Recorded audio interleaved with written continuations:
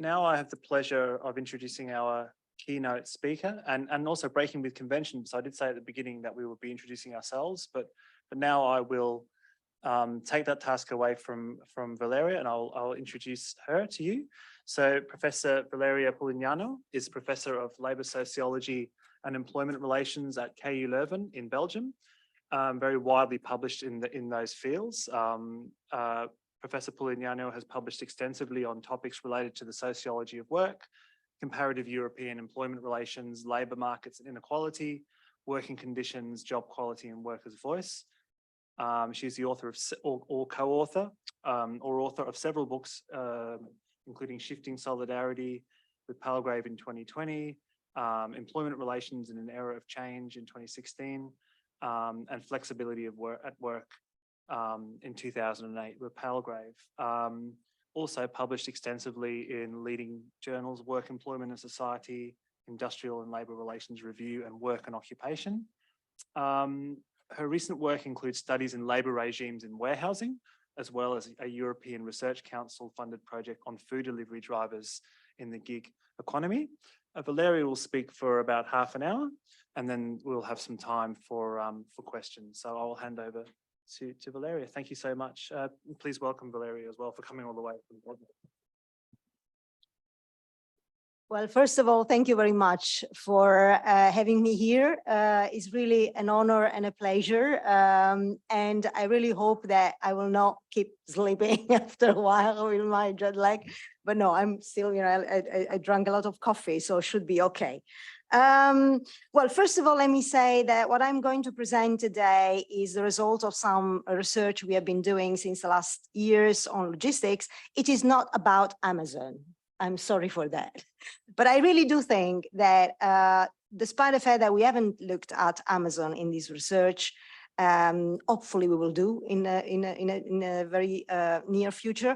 I think that there are some similarities anyhow between the kind of logistic providers we have been looking at, particularly one big logistic provider in Europe and Amazon, in the sense that I think that in terms of labor process and also the digital technology, in terms of the application of the digital technologies, also the kind of pervasiveness of the standardization that we observed, the kind of on-demand models, business models that these logistic providers, they use, as well as the optimization of the flow of goods through the value chains. Well, I don't think that, you know, we have some dissimilarities here. Is everything the same, almost things. Perhaps one element of distinction is certainly the level of unionization in these kind of units we have been observing and the divisions. And I will come back to this point at the end. And anyhow, this is also something that we capture in our work that we have been doing, you know, looking at not only, but also looking at the way in which unionization might make a difference in the way in which workers organize and struggle for their own rights in the different divisions of this big logistic provider. Now, here is the reference to two published articles that come out of this research. One which is about, in fact, you know, one was published in 2021 in Work and Occupation, co-authored with Nadia Dolfingen and Steve Vallas, and the second co-authored with Paul Thompson and Nadia Dolfingen and published in the European Journal of Industrial Relations in 2022. And basically, these two articles, as I said, are based on the same kind of bench of data, comparative studies across logistic warehousing, and not only, because we looked also at, for example, freight and a parcel delivery in Belgium, Germany, and Holland. And here we, you know, in the first of these articles, particularly the one on production regime, we have been looking at the nature of this production regime, which arise in this particularly warehouse work, with a focus on the, you know, kind of way in which this production regime results from different economic and regulatory context. The focus here was particularly made on trying to understand how these kind of economic and regulatory context, they affect and shape the different forms of labor control, which we have been observing, particularly here in warehousing across Belgium, Germany, and Holland, but also how all these account for the capacity that workers they had to contest different management practices in all this warehousing. Now, in the second article, we try to move a bit behind that, and we try to also explore the way in which and whether institutional context also could became a sort of source of influence for workers' struggle, but particularly, in the interaction of processes of value capture and value extraction. The value extraction was particularly focused at the workplace level, and the value capture was particularly focused at the supply chain level. And, and here we have been engaging, particularly understanding by using labor process theory and also institutional regulatory theories, try to understand also how institution could become a source of value capture and value extraction in different workplaces. Now, what I will try to do in my speech will be to focus particularly on the first of these articles, so the one which looked particularly at this production regime, because I think it might be more interesting in terms of focusing on the way in which workers are able, if they are able to organize themselves. And here, as I said, we observed the variation of production regime in warehousing across Germany, Holland, and Belgium by kind of uncovering the conditions, if you like, under which, in fact, workers are able to struggle and to try to struggle for the rights that they have in different workplaces. And these different conditions are what we call here organizational, institutional, and labor market forces. Now, why we have been interested in this production regime? Well, I can tell you that the reason was because when we wrote and we were writing this article, we were particularly interested from a kind of a theoretical perspective to try to bridge a big, the critical logistic studies and put them in dialogue with labor process theory in order to develop, in fact, a much more deeper and work-centered accounts of logistics as a critical branch of global capitalism. But in order to do that, the first thing that we, we had to, or we were interested, of course, in kind of looking at is understanding what logistics is. And as scholars in critical logistics have been emphasizing, logistics here, the definition of logistics is what you find here on the slide, which is a science of value added through circulatory systems. Now, the point is that by optimizing the flow of goods through global value chain, businesses can in fact maximize, and this is what logistics exactly does, maximize their profits and reduce also the uncertainty that would otherwise surround the realization of surplus value. And this is also what Harvey in a piece in 2018 argued. Now, we followed here the Marxian definition of capital as value in motion, so that if you think about blockage and slowing down of circulation of capital, of course, this means for capital to lose value, because in fact, as Marx said time ago, frozen capital, which is not moving, is no longer capital. So the logistic functions, which is something we started from, enables capital to accelerate the movement of goods to its maximum levels by redefining the distribution as a source of value in its own right. Now, in recent years, and particularly by the time that we developed our study, which was before the kind of pandemic, scholars have begun to recognize also the importance of this logistic revolution, the importance of this notion of value in motion for the global circulation of commodities, and also for the continuation, in fact, of advanced capitalism as a whole. And one theme that has been particularly addressed here by this literature concerned the idea of the power that logistic workers possess. Since workers, in fact, as was basically indicated here, represent and is kind of choke points in which, you know, if workers decide to stop, this absolutely stops all the kind of circulation which stands behind this. So these could have a strong impact on the capacity of capital valorization. Now, what we observed, again, at the time we were conducting our research, well, despite now the situation, likely and happily, seems to have moved a bit far away from there. The instances of struggles by workers at that time in the logistics particularly, although they were not absent, but they were not so massive. So for us, in this kind of work we have been doing was to, you know, the aim was to try to understand why is that? What are the conditions can explain the different extent to which workers can struggle in these logistics against capital logic of valorization. Now, as I said, this was the situation at the time before the pandemic. Now we know that the pandemic has been changing all this kind of scenario. And I was very kind of happy to hear from Laurent that says, well, in Australia, people now start to go much more on strike. But it has not been like this before. And now these are two kind of figures which shows you a little bit because finding data around the strike kind of breakdown per sector is very difficult. But you can see here that the comparison between US and EU shows a similar pattern. So, you know, there has been a kind of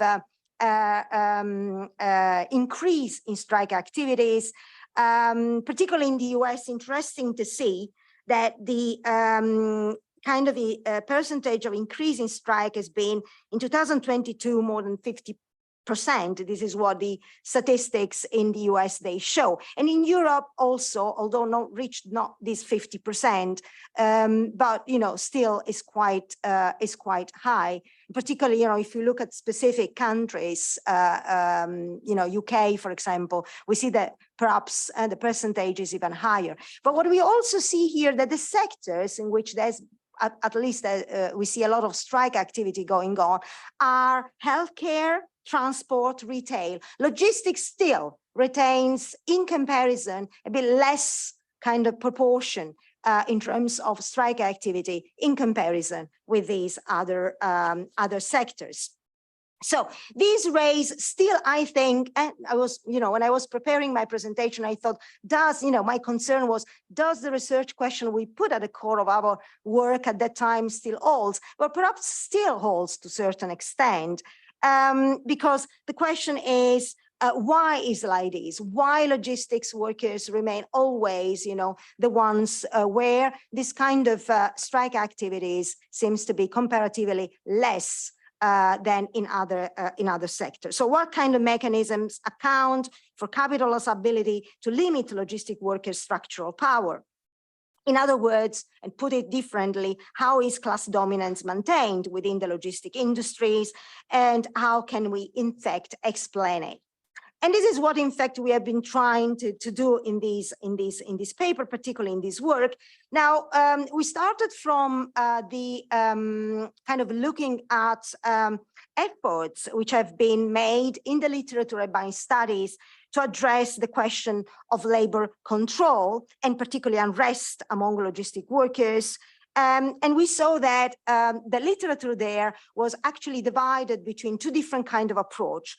The first approach, this is what we call it managerial despotism, has emphasized the many sources of division that have plagued the logistic workforce, depriving workers of the solidarity which is needed to transform structural power into working class struggle, mobilization, and contestation. And here the scholars have been quite, interesting in pointing to what we call here geographic and organizational divisions, as well as social divisions, which are based, in fact, on ethnicity, different employment status among the logistic workforce itself, which in fact have been kind of reducing the capacity, the structural capacity of these workers to protest.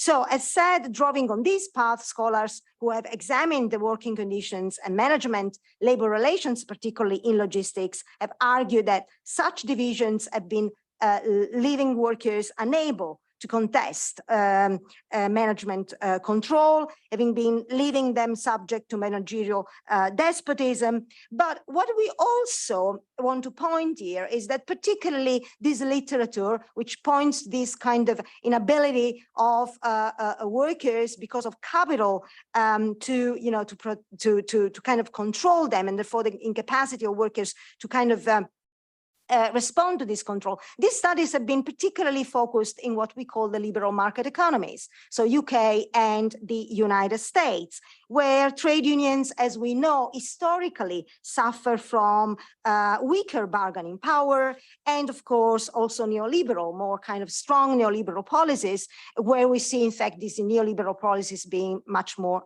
pronounced. So we think that there is an omission here in terms of the question about the varying forms that managerial control over logistic workers assumes in different regions of the global economy, where labor market institutions and state intervention has been much more stronger, and particularly has been, taking different parts. And this is particularly, the case of our study looking at what we consider being the more coordinated market economies, by using, kind of traditional expression of Howell and Soskish about the varieties of capitalism.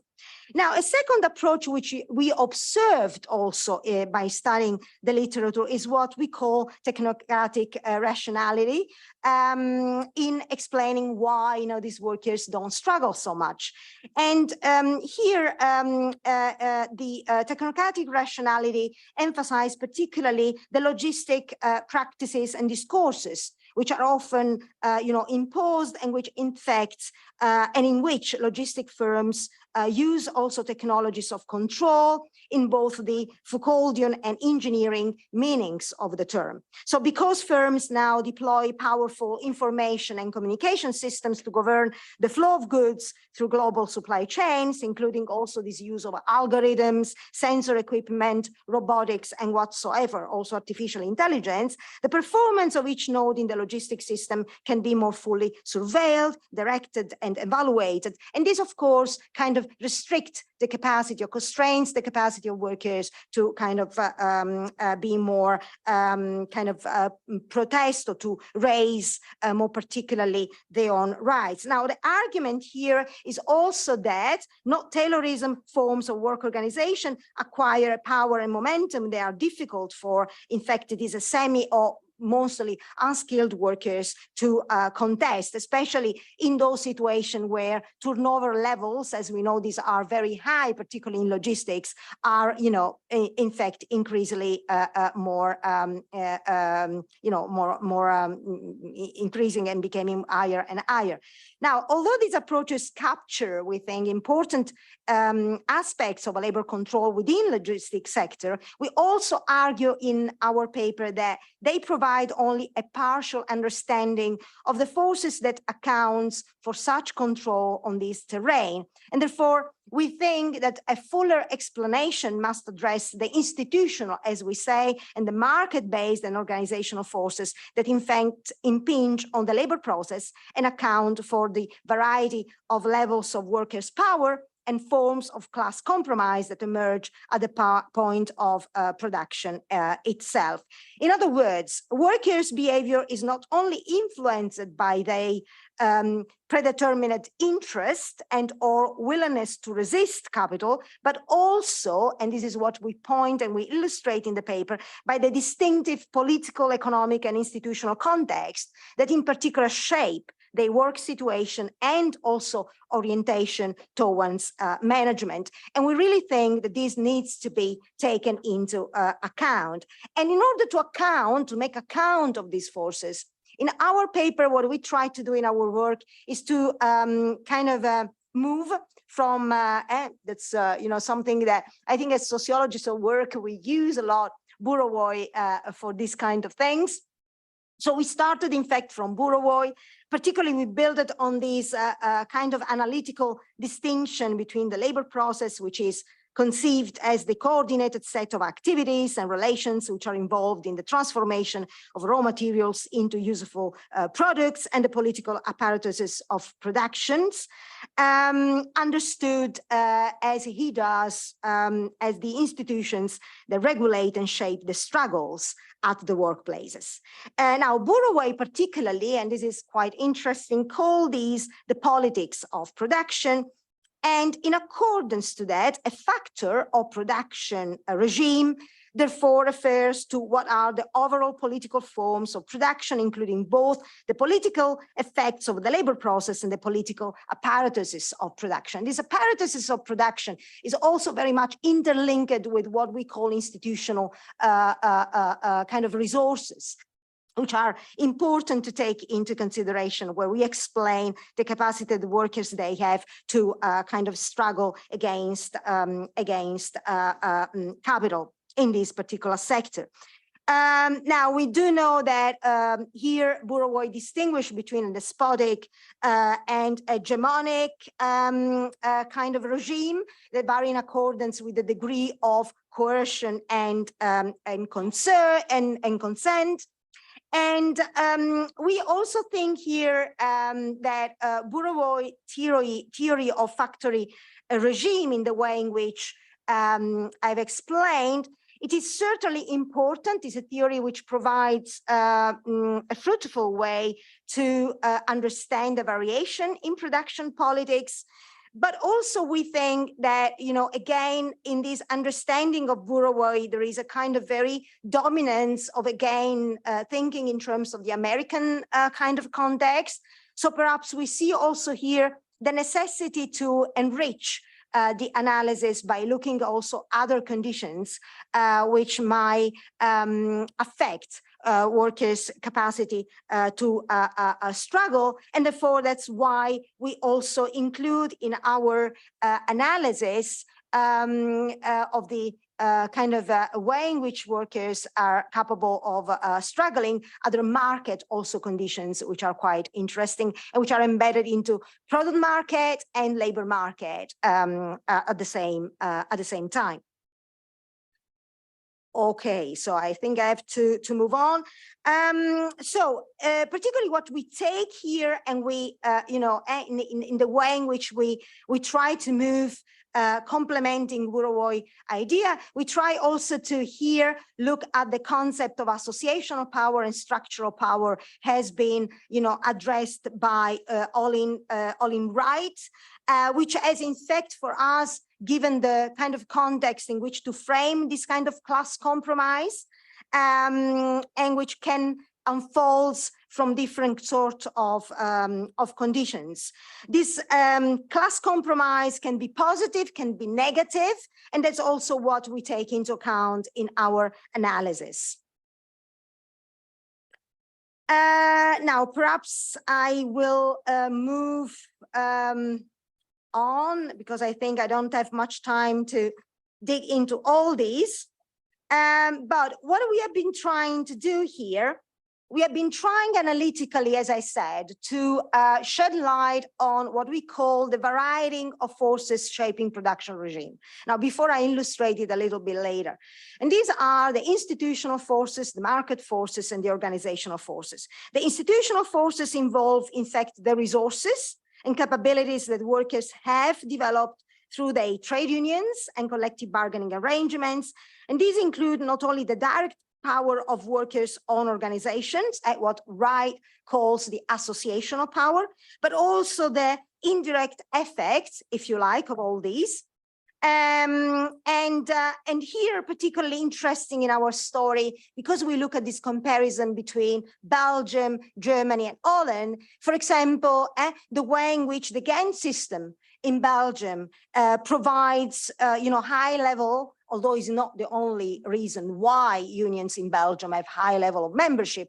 But nevertheless, the gain system, which provides and represents an important kind of context in which unions can build power on the high level of membership, is something that we observed in our specific cases of the warehouses in Belgium, as well as the co-determination system in Germany, and the way in which also these provide some support and resources for workers, as well as, for example, the sectoral agreements that mandate equal wages levels for permanent and temporary workers in the context of Holland, and which also we observed represent an important way to constrain management practices. In other words, managers cannot do everywhere the same thing. They have to take into account the kind of context in which they are, institutional context in which they operate.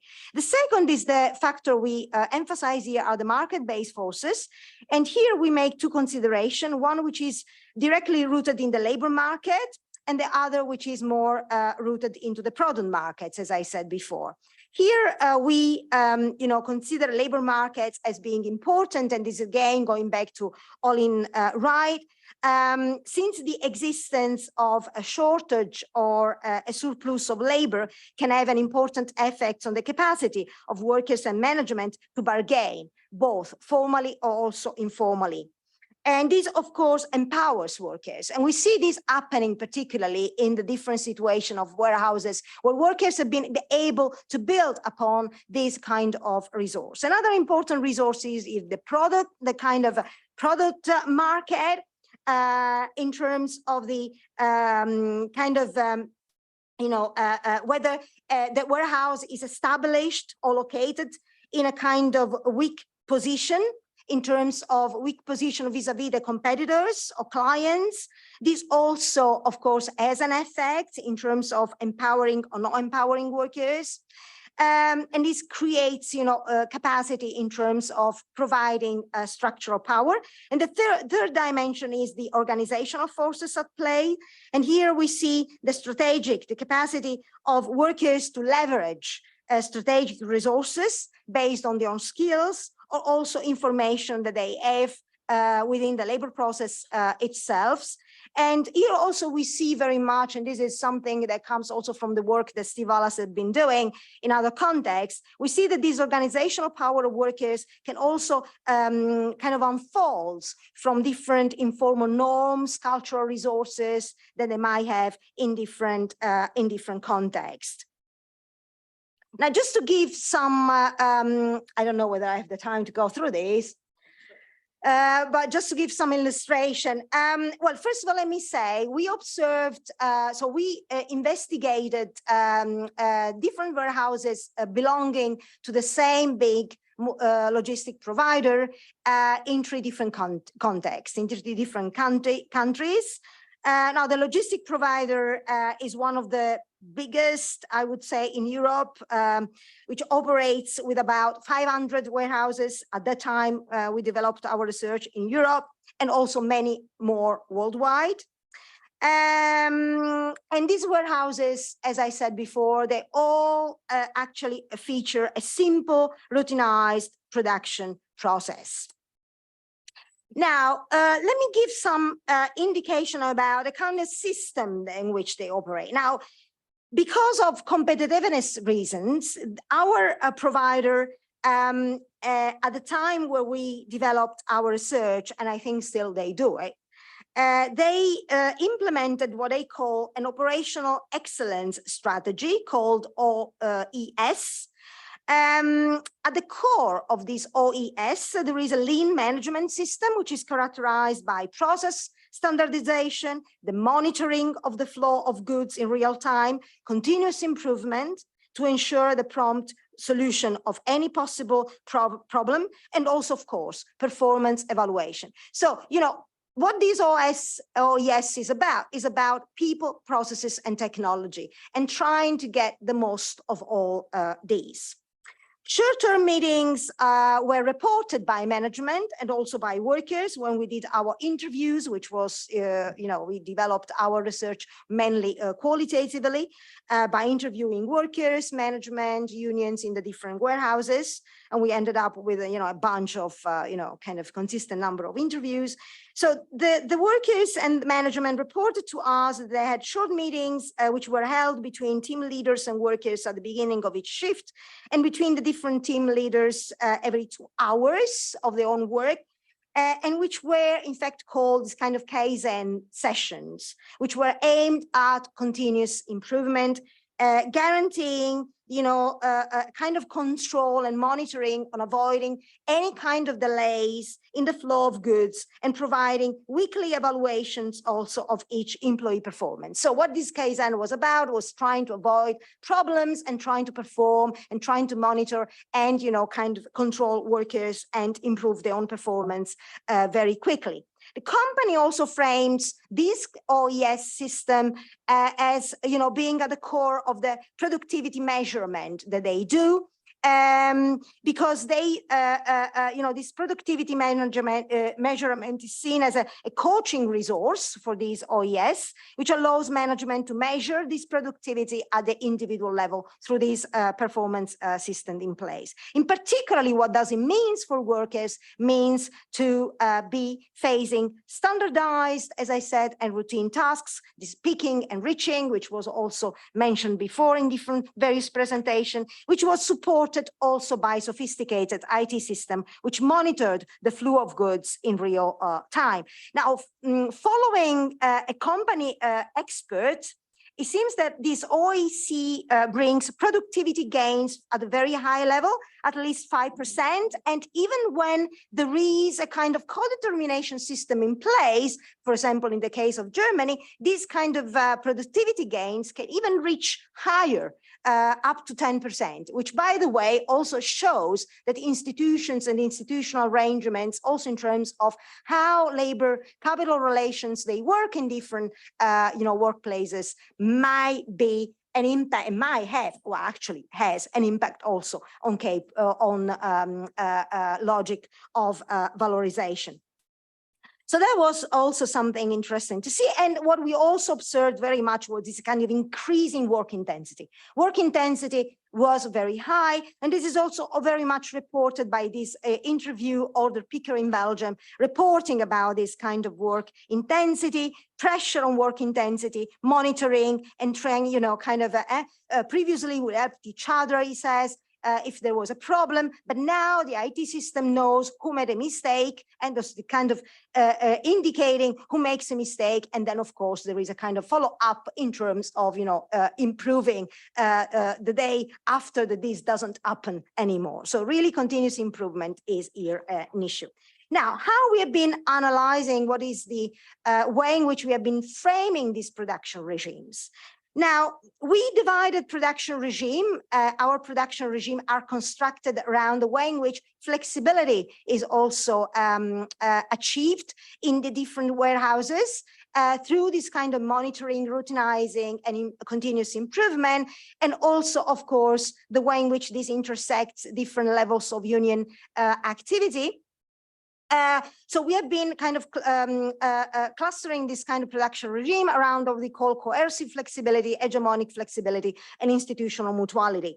How does it look like? The coercive flexibility is something we have observed in the Dutch-based warehouse and one of the two German-based warehouse, where we see, in fact, that workers lacked the power resources to maintain their autonomy and to resist the management demands, leading to a situation in which working conditions have been eroding day by day, and high levels of flexibility have been unilaterally imposed on workers by management. And this was particularly also because of the low union density in both different warehouses. So, union presence also matters a lot.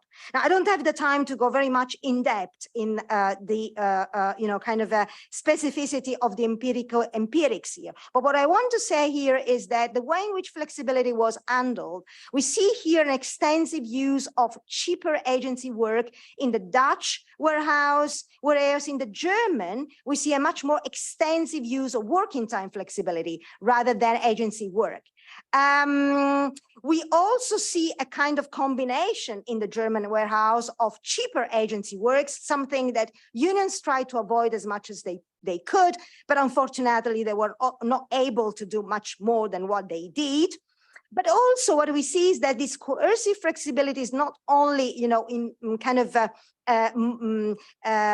created by, the way in which flexibility was negotiated in terms of flexible arrangements around external or not, different forms of flexibility in the different warehouses, but also, resulting from the kind of rather weak market position and unfavorable local context of the warehouse. In other words, the warehouse was very much exposed to competition in the area in which it was located, but also the kind of very high level of unemployment. And this was particularly the case of the German warehouse, which was located in an area where, in fact, unemployment was very high. So there was no other option for workers rather than working in these warehouse. And this resembled to me a bit the Amazon logic, to be honest.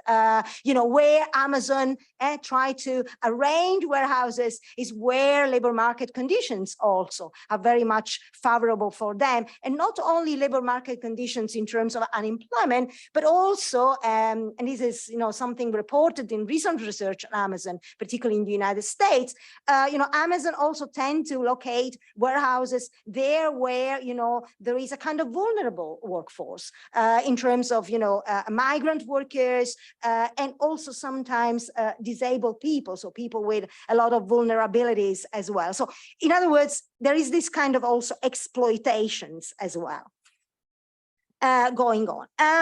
Now, hegemonic, can I just finish these and then, In terms of the hegemonic, now the hegemonic, we observed it into the one of the two German warehouses, where we see here not much extensive use of working time flexibility. Now, you would expect that in the German context, you would actually see similar outcomes, but the fact that was not the case. We see a much more moderate working time flexibility used in one of these German warehouse because of the slight higher union density, to be honest, and unions being able to negotiate better conditions for their own workers.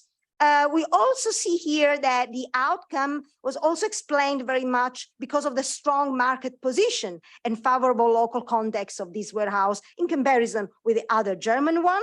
And the last one, institutional mutuality. This is the situation of Belgium, where, of course, the institutional context and the high union union density mattered at all in terms of moderating the use of agency work and also limiting the kind of use of working time flexibility.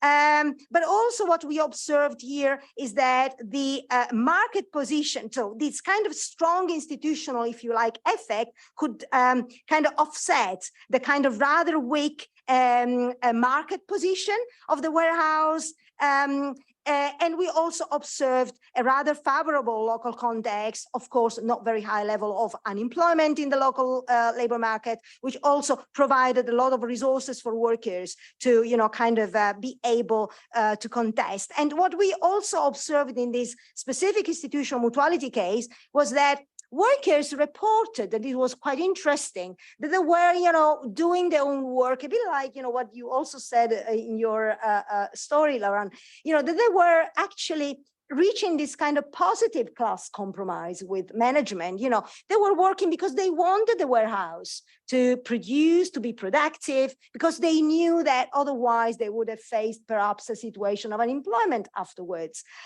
Even in a context where, active labor market policies are quite strong. So if workers lose jobs somewhere, they can find somewhere else jobs, which is quite interesting in terms of sometimes, how workers are attached to the works that they do, in terms of what kind of meanings do they attribute to the work that they do. So, you know, in terms of also sometimes thinking in these warehouses, they're all unskilled labor, that they don't care, they just want, you know, to be paid. But that's not the case. People really mean, and these jobs means a lot for those workers. Okay, I don't go here. Now, takeaway message. So I think in our research, what we think we have been able to do here is to try to kind of providing a different lens through which we could examine the management labor relations in logistics. In other words, our typology of production regimes around these, you know, three different production regimes, according to us, set some direction perhaps for future research, which needs to be explored by providing this analytical framework for a different systematization and examination of management labor relations in logistics around a much more broader and diverse array of patterns, highlighting substantial variations in these production regimes in accordance to these organizational, institutional, and market conditions, which shapes, you know, in fact, the capacity of workers to extract positive compromises also from management. As I said at the very beginning, the question still remains, is this a specific exceptional case, or is something that, you know, we observe also in Amazon warehouses? Now, I think that to a certain extent, I see a lot of similarities here going on, but certainly there might be also dissimilarities in terms of the union presence. And this is, again, an empirical question, because,